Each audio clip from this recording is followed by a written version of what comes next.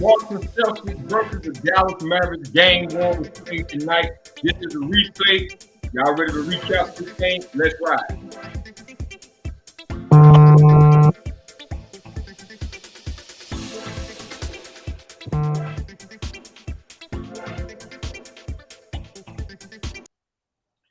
Well, good evening to everybody. This is the replay where we try to make your day. I'm your host, Jabril Rashad, Real Deal Jabril. And tonight we had the Dallas Mavericks going up against the Boston Celtics in game one, which, if you're a Dallas fan, in my case, it was a disastrous game. But joining me to the stage is my co-host, my guys, my brothers, Daryl Alexander the Great, coming to the stage, as well as Tim Axon Jackson from Nebraska. Good evening to y'all, my brothers. Good evening, my brother.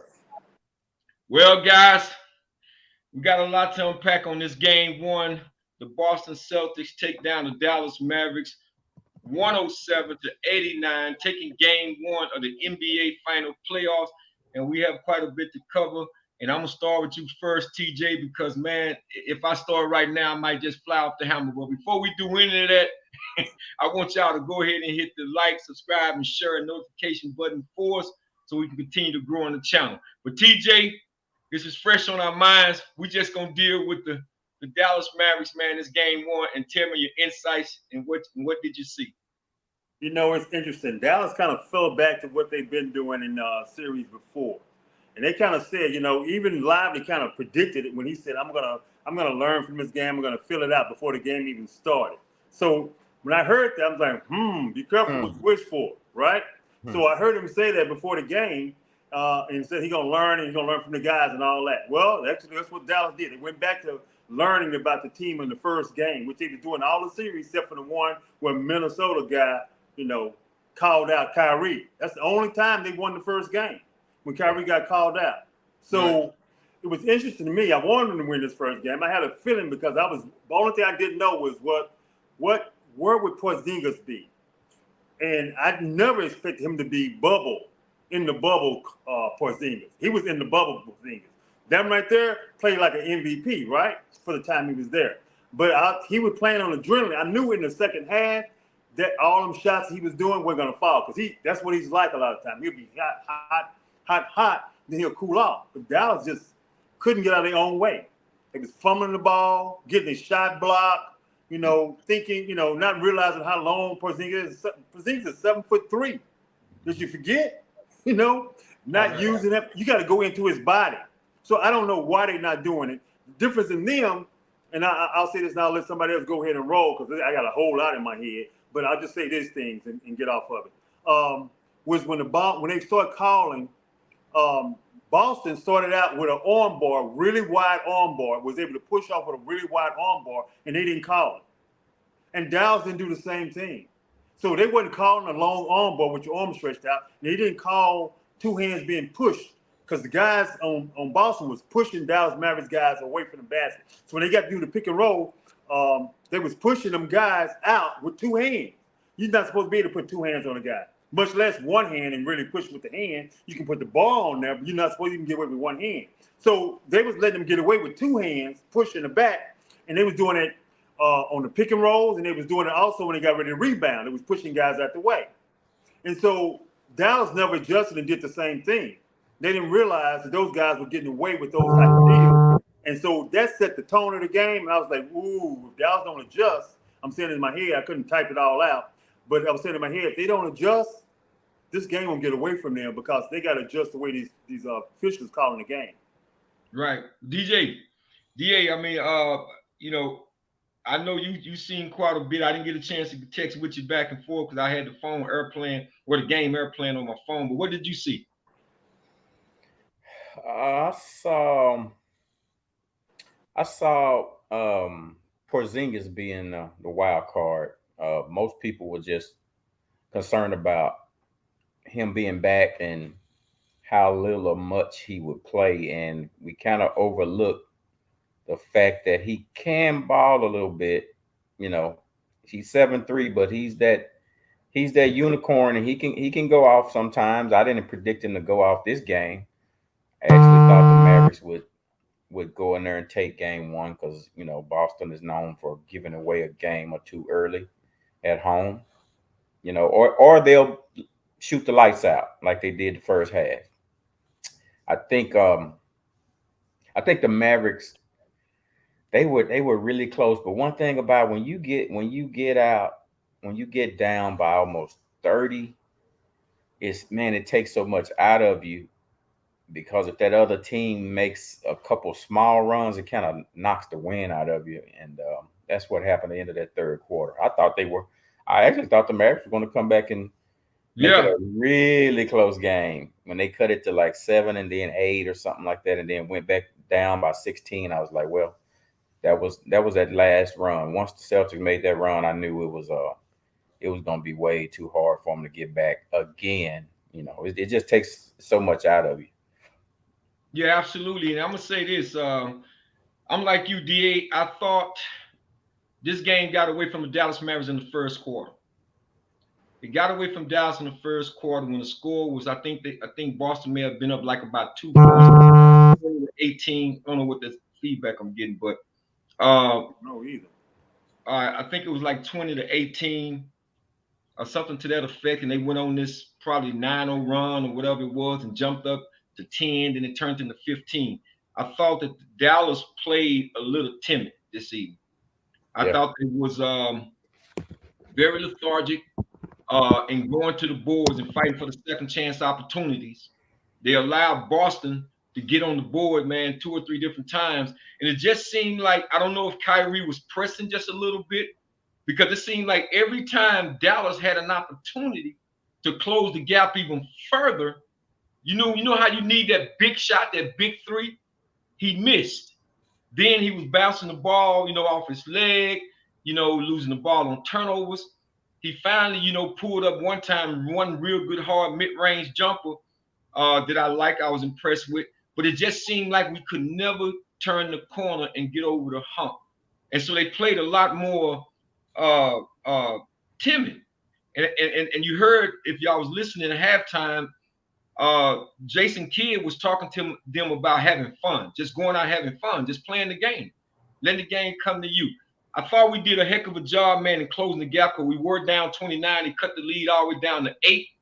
But that turnover by Derek Lively, excuse me, Derek Lively was a key point in the game. That travel, man, if we get that right there, they said he switched his pivot foot, which he did. yeah, he But I thought he was trying to make the contact and was doing a little bit more and just instead of just getting the rebound and controlling the rebound. But he was moving his feet too much, and they called him for traveling, picking up his pivot foot. But had we got that possession, went out and maybe scored another two, because we was on a run right then, made a 2 or even a 3, who knows? That could have cut the lead down to either 6 or 5. That cost the right there. But again, we picked it up in the third quarter. Towards the end of the third quarter, we just went right back to the same old how we played in the first quarter, and I think that was really the story of the game. Porzingis, I don't know. It's like they were sleepwalking. The guy, like you say, he's 7'3", so he's gonna shoot about 29 feet in, or maybe even 30 out. Excuse me. Them slipping and switching, man. I'm just kind of like, come on. I kind of like Derek Lively a couple of times when he was on Jason Tatum on the perimeter, but he didn't really have the footwork to stay with Tatum, and you could see it. So I was like, why not? Why are y'all coming off the guy like Porzingis when he's not? First of all, he's coming back from a long injury. He have a calf problem, and I'm not really looking forward to see him putting the ball on the. Yeah, he had a couple of mid-drive dunks that he had, but in terms of putting the ball on the floor, driving and getting to the paint, I would have tested that all night, man. I wouldn't have made that so easy for him. So I just don't think it was big shout out to Boston and their head coach. They understood the scouting report, what they were trying to do, lapse the defense on Luka. But I just don't think we paid attention to detail enough. And that cost us this game. I feel like we could have went in and actually stole game one.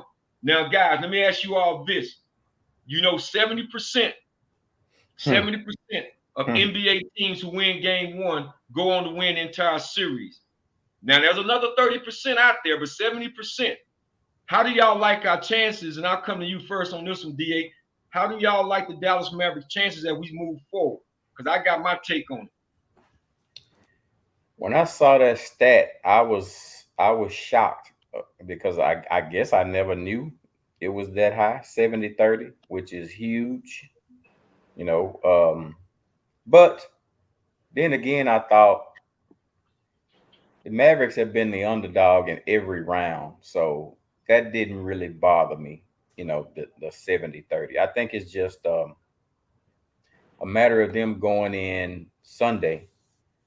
And once they go in and get that game Sunday, then you can just throw those percentages out. I actually, even if they didn't, I don't know if I'd rather they be blown out this game or lose by one.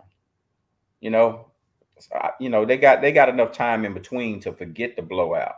But I don't know if it would have been better if it's better for them to have a heartbreaking loss or just, hey, we got blowout. Let's just forget that one. And next game, we just come in and just light them up.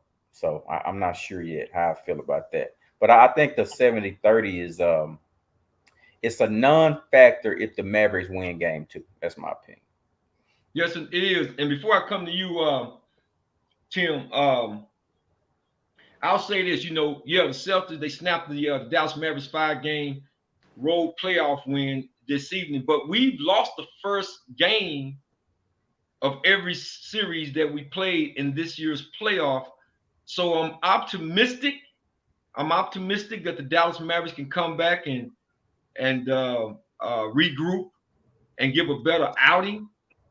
But I really don't like the matchups, especially if we don't have the help defense. I think Jason Kidd has done a wonderful job in disguising a lot of our defensive coverages.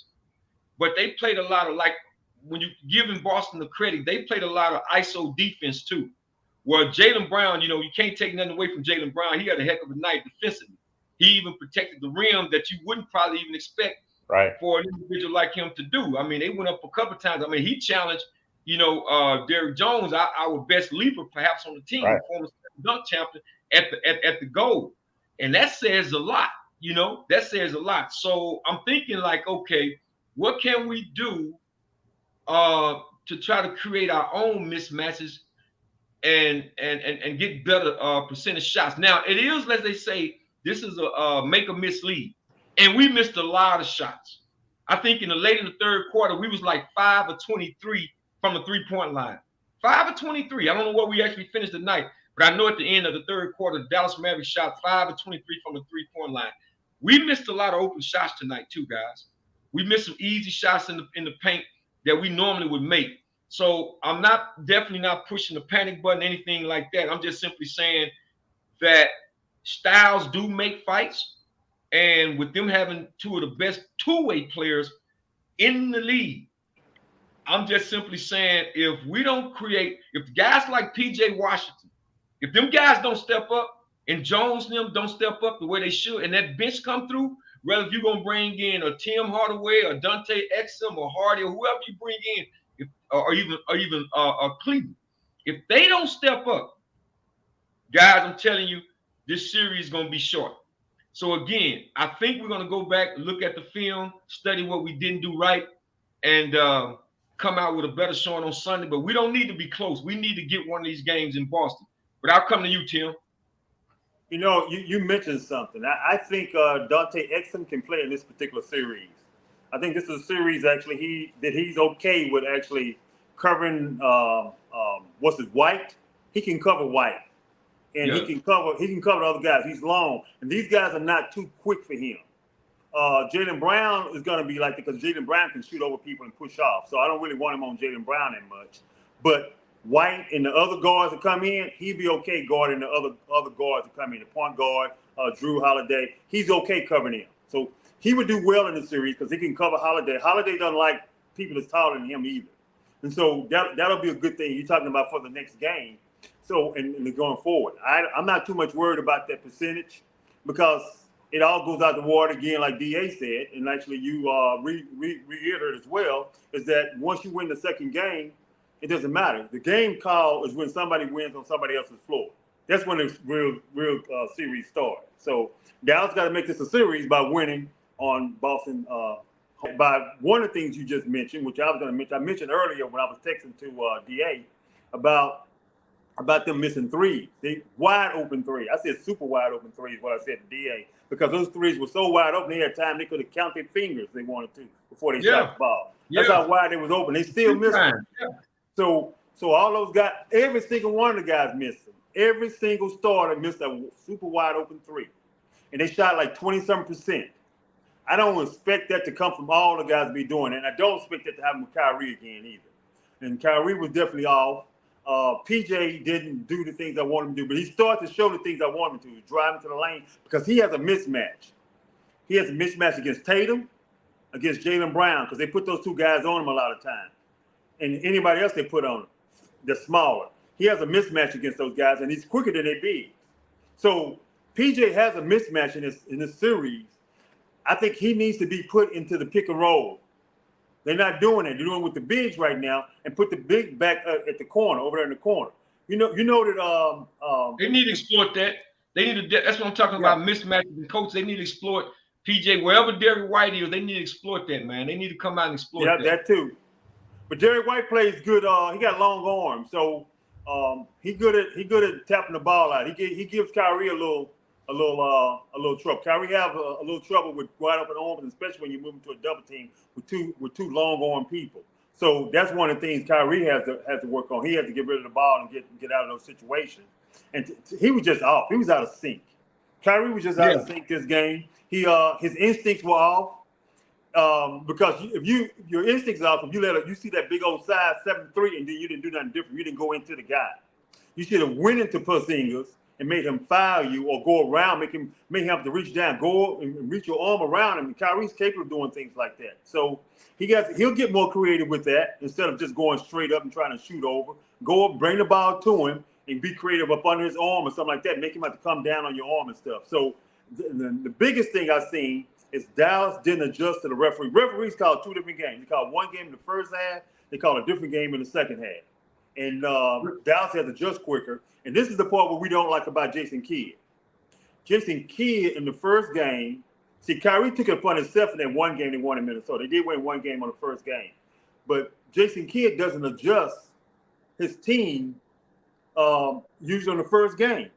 It takes, we go to the next game before he started making a whole lot of bunch of adjustments. He don't adjust that well in the first game.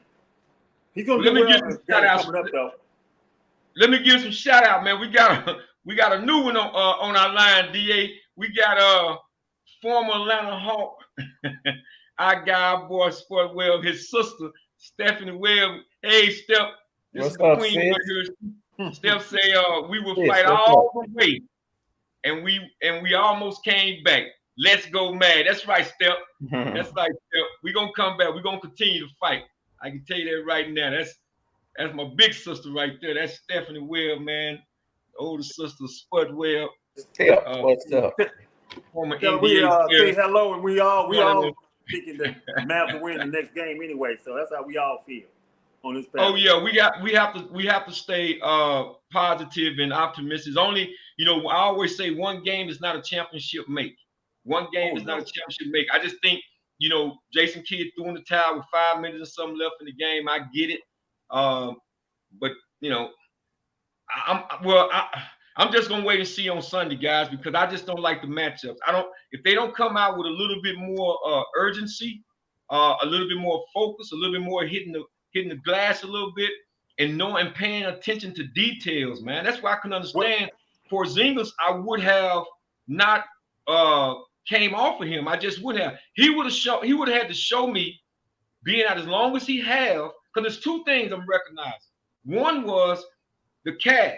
This is me in my mind. I'm saying I'm gonna make you put the ball on the floor and drive by me and still let you just sit out there and just shoot. That's number one. And two, I want to up the tempo. I'm gonna run you. You know how we used to do at Wilmer Hudson? They call us the running Eagles for a reason. We was like the high school of UNLV, Jared Tarkanian, man. We take the ball out, let's go. I'm gonna run the wind out of him. I think the Mavericks made it absolutely too comfortable for Porzingis having almost 2-month layoff, man. There's no way they should have just slowed. This was the game. I've been hearing you say this, DA, and I'll come to you right quick. But this was the game. If there was ever a game that the Dallas Mavericks should have up-tempo this game, it should have been this one right here, man. It should have been this. There's no way you let Porzingis come off the bench and do what he do. But go ahead, DA. Yeah, I think they let him off the hook, especially him right there.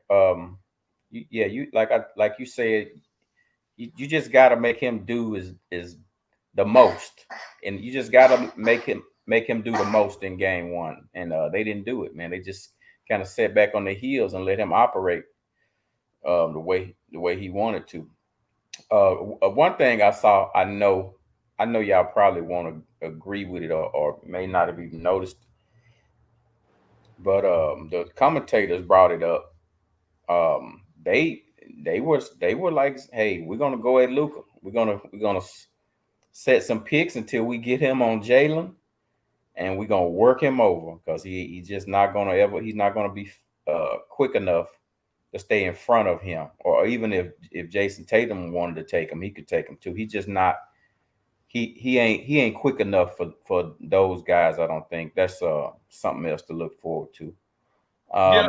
He covered Jason Tatum pretty good on a few drives, but go ahead. Yeah, but I think that's the problem though, Tim.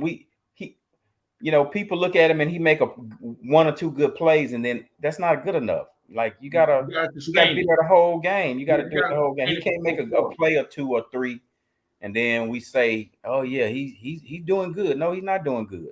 They got him on skates out there. Well, he wasn't covering Jaylen Brown, and Jaylen Brown was putting everybody on skates. He took care of everybody. There wasn't nobody standing in front of Jaylen Brown that game. DJ had a hard time with him.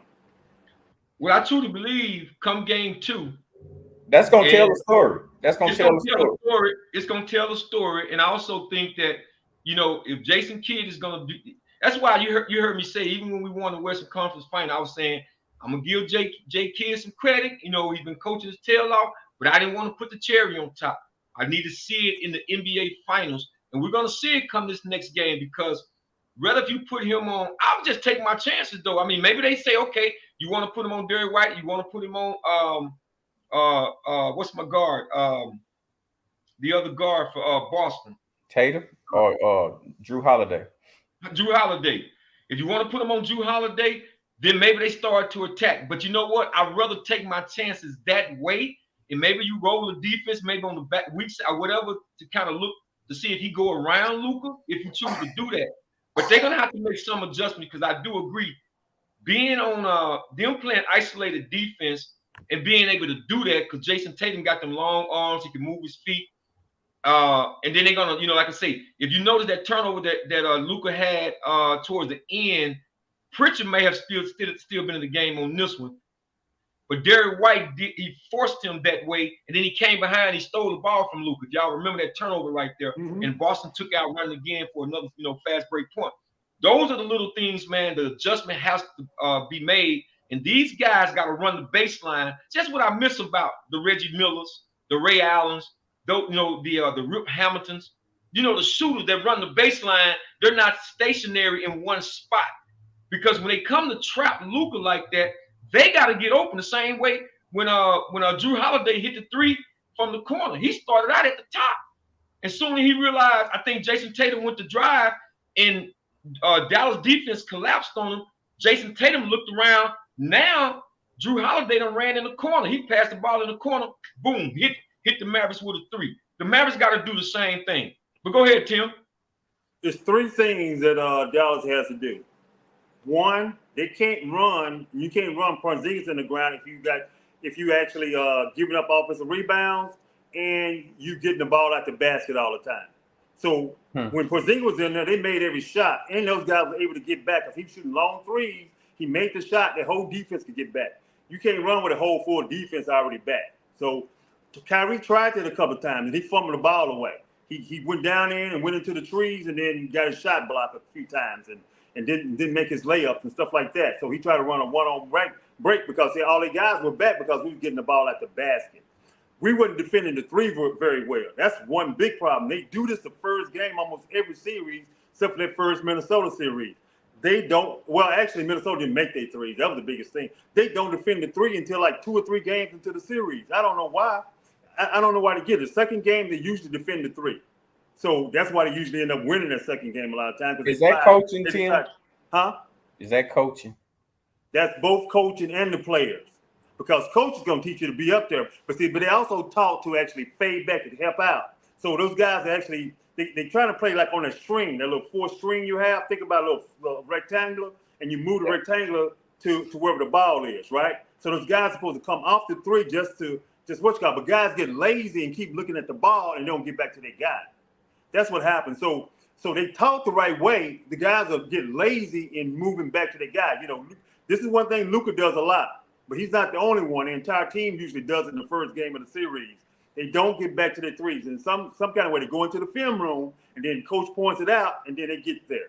They get back quicker. They get back to the threes, and these guys get contested shots, and all of a sudden they're not making threes at the first quarter, and then it's a closer game, and then Dallas then can actually use their half court when they can, and they Dallas steals the ball and blocks shots too. That helps them get out on breaks. So they got to do those type of things. They wasn't blocking nobody's shot. They wouldn't. They didn't do no alley oops.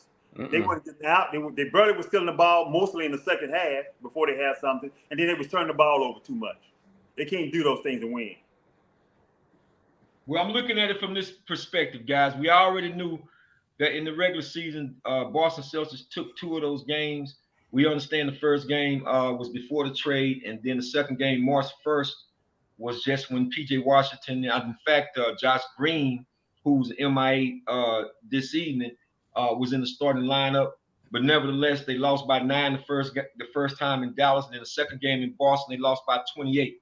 So here you have a game where we lost by 18 tonight. I wonder if, or maybe when, do doubts start to creep in, DA? Game I mean, 2.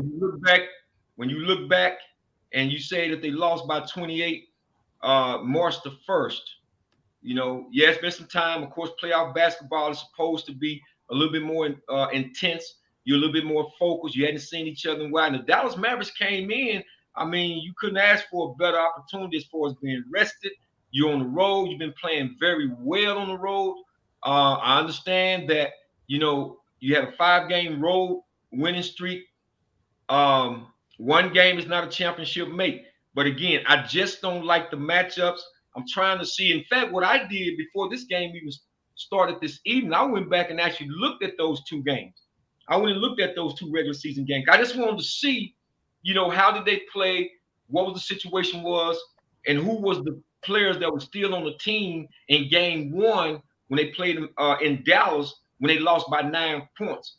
Because even though you didn't have P.J. Washington, you didn't have Derek Lively, excuse me, you didn't have Daniel Gafford, which he didn't have his best game this season as well, as far as rim protection. I just want to see, how did we actually play? Then the second game, I felt like, okay, Lucas, I think he wound up with a triple-double in that game, game 2. So I wanted to get some kind of idea, how do we actually play? So now you come out and you drop another game in NBA Finals by 18. I'm wondering when doubt began to creep in. You say game 2, DA?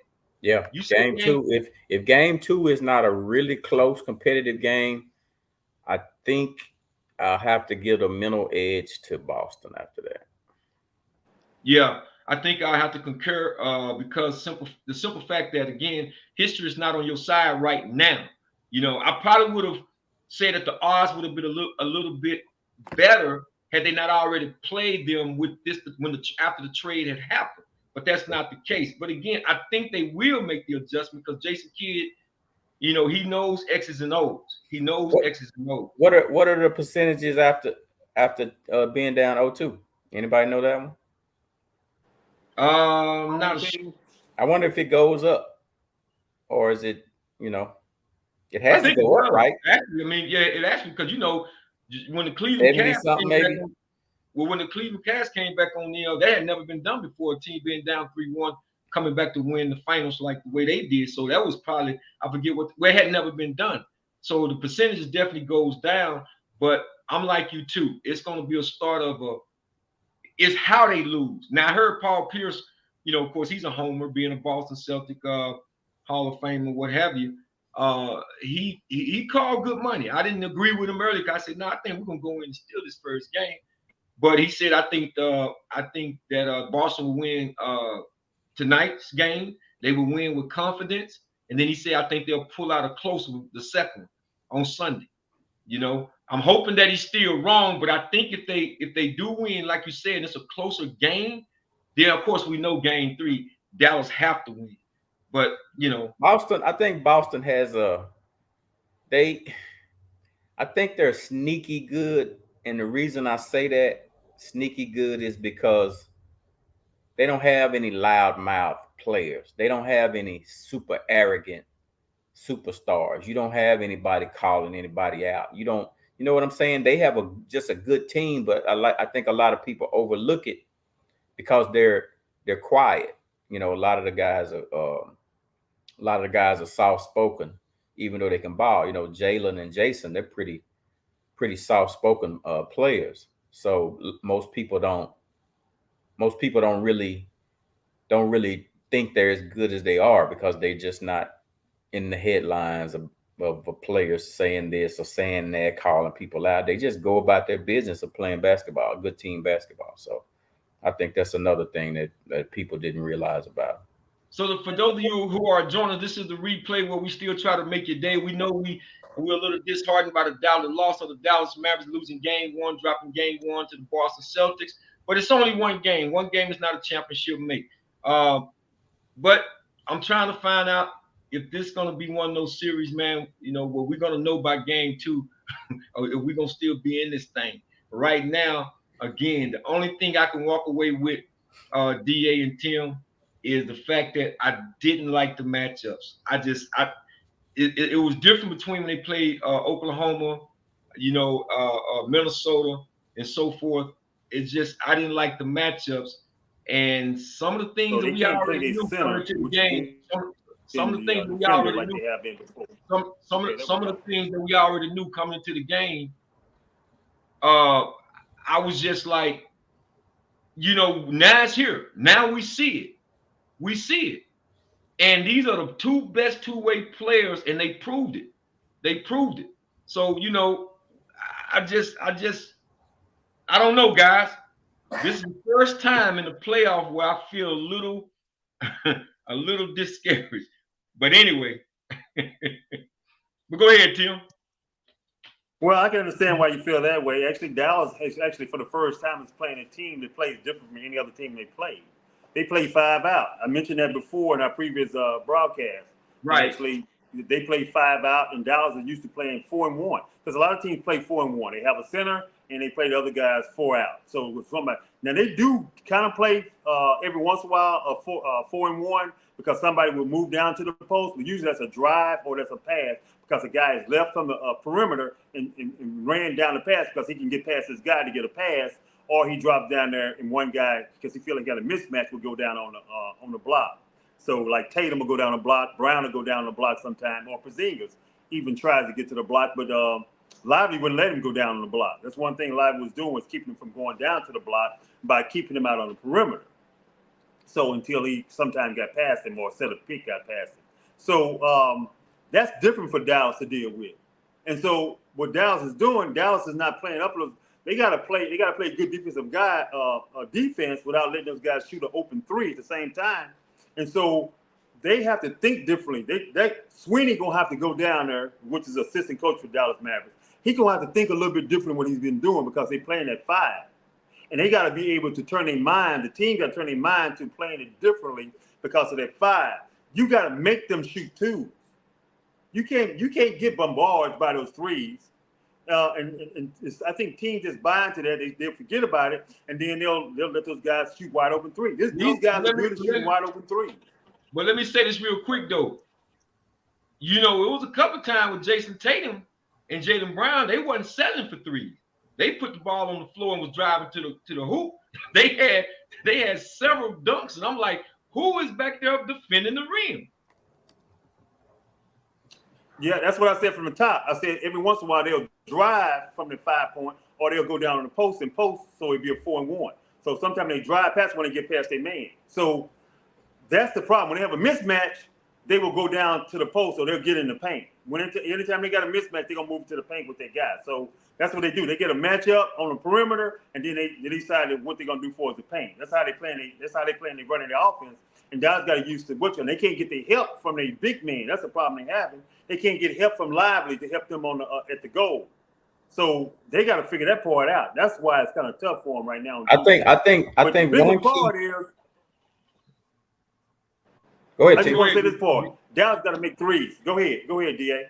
Yeah, I think Dallas can win the game if Boston just shoots up probably a little bit below average from the three, because if you think about it, I saw 8 guys, the starting 5 plus the next 3 guys that came in that game. Everybody's got the green light to jack up a 3. You don't have that with the, you saw Horford shooting them. You saw the Porzingis when he came in, he was jacking up 3s. The next 2 guys that came off the bench, they were jacking up 3s. Like the whole team has a green light to shoot 3s. So somebody's gonna be shooting 3s. It's just a matter of, if they're not making them, you're probably gonna get the rebound and at least able to go down and get a bucket. It may not be a fast break or whatever, but they're not gonna have many people at the rim the way the big guys out there shooting 3s. The 7-footers are shooting 3-point shots. So that's just I'm gonna say this, and I said it earlier, and I'm gonna say it again. I'm not making it that comfortable for Porzingis. I don't care if I had to step on his toe, make like I'm trying to go around him and actually, kick his sole calf or something. I'm not going to allow this guy to come in. I think he was like 5 for 7 before he missed his first shot. He was like 5 or 7. I'm just not going to let him dominate from the outside like that. They made it extremely too comfortable for this dude, man. And I don't really understand why. And like I say, certain switches, because a couple of times Kyrie found himself on Porzingis. And I'm like, what is the scouting report saying? What is it telling y'all? But of course, like I say, now you got a full course meal of what Boston is wanting to do. So you can make those adjustments. I think Dallas is a much better, and we know this because we've seen the past game, but they are a much better team than what they showed tonight defensively. And again, they allowed too many second and third. Yeah, they'll be different when they hit the threes. Huh? I said they'll be different when they hit those threes and make those shots. Them easy wide. Yeah, they got to make their shots. Yeah, I said that they certainly got to make the shots. That's what I laid off talking about, man. They missed the time, too many open shots, and every time they got ready to either continue to chop the lead down, they'll miss a wide open shot, man, that they should hit. One time, Luka, Horford, they missed the defensive assignment. Luka got the ball at the top of the key, wide open. I'm talking about wide open at the top, ball come out. Then you don't make your free throw. You get to the line, you're missing 2 free throws in a row. It's little things like that, man, paying the detail that can cause you games like this. So we know we got to get one in Boston. We come back on Sunday. So, guys, we only got about 7 minutes left, man. We want to jump on here, man. This is the replay. Everybody who's just coming on, don't forget to hit the subscribe, like, and share button and notification button. We got Game 2 coming up on Sunday. So, Tim, I'll come to you first on this. How do you see Game 2? The Dallas Mavericks coming into Game 2, and what else do you think they need to do? Dallas going to win because Kyrie's not going to be 0 for 6 from 3, and Kyrie's not going to be fumbling, and instincts is going to be off like that. He's going to rise back up because he's not going to have another bad game like that. And with that, where Luka will be right there with it. So they'll roll. Kyrie actually going to take this on his shoulders because he's not going to have another game like this one with only 12 points. Go ahead, DA. I think the key. I really think the key is going to be, if everything else remains even. I think the key is going to be Porzingis. If he's hot, it ain't nothing you can do. He's 7'3", and if he's, what are you going to do if he's hitting shots? If he's that tall and it's kind of like a bigger version of KD, Kevin Durant when he's on. So he may be the wild card again, man. If he plays a little below average, then the Mavericks can pull it out. But because he hasn't been the person that we just been thinking about that could. At least me, I didn't think he's the one that could, tilt the balance. You know, you got the big two and the big two. And I'm thinking Porzingis is gonna come out there, you know, slow and limping and out of shape. So if he's hot, I think Boston controls the way that game two goes. But if he's Well, just you know, average, Mavericks can get it. yeah, well, you know, a lot of people said that. Even all of the pundits, they were saying that if Kristaps Porzingis is healthy, that does tilt the series in Boston's favor. So that's all I was hearing. But I'm like you, Da. I didn't expect for him to come out and shoot as well as he did, even have the stamina to an extent, and the win. Because it's one thing to sit there and you're going through practice or whatever the case may be, but games dictate how you're going to play or how much energy that you're going to assert. And that's why I keep saying I don't think they made him use enough energy. I just don't think they. Even if I would have sent someone, I know Cleveland tried to do what he could do. I think Lively can stay with him. I was kind of surprised to see them. They kind of got in an entanglement, and the ref called a foul one time on Derek Lively, and the youngster was trying to body up with him. But there was a couple of times where Porzingis he kind of had him slightly on his hip.